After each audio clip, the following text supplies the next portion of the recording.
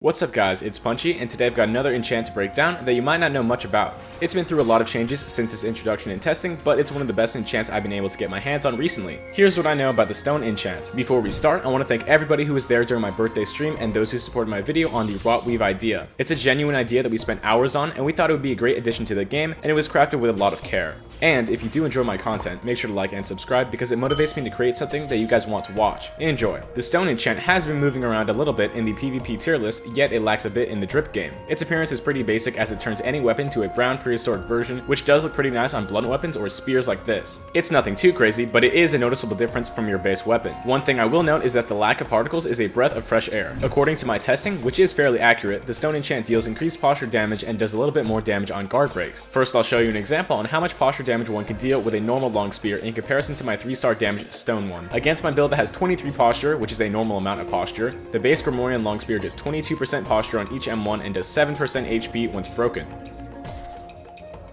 The stone spear does 46% posture, more than double on a single M1, and does 9% HP once broken. When using hockey, the base Gromorian long spear does 34% posture on each M1 and does 8% once your guard is broken. The stone spear does a whopping 70% posture damage and does 11% when the guard is broken. When mixing in hockey and a heavy hands ring, more posture at the cost of speed, a base spear will do 44% posture damage and 8% HP on break.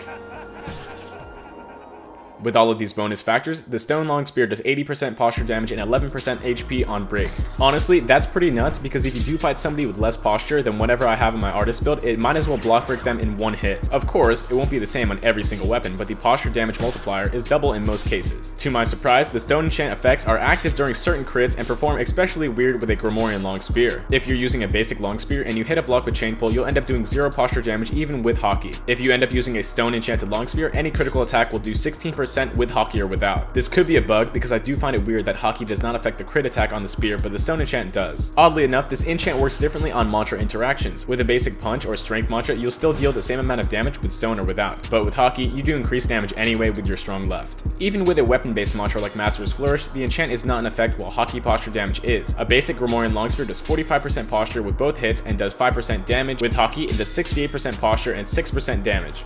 If I could change anything about this enchant, I would make it so the stone enchant would proc every single time hockey does. Why does it make sense that hockey will work on Master's Flourish but not the long spear crit? It doesn't make sense to me. Regardless, I think stone is a pretty high tier enchant in PvP because it's just more posture damage with no downside. I'll place this enchant at a solid B tier because of its upsides and it could possibly raise in value. In future updates, if there are any slowing mantras and changes to the parry window, blocking will be used more frequently instead of using parries. So if people block more, posture damage is going to be valuable. Anyway, that's all I had to say about the stone enchant and how effective it is. Thanks for watching and make sure to like and subscribe for more content. Have a good one.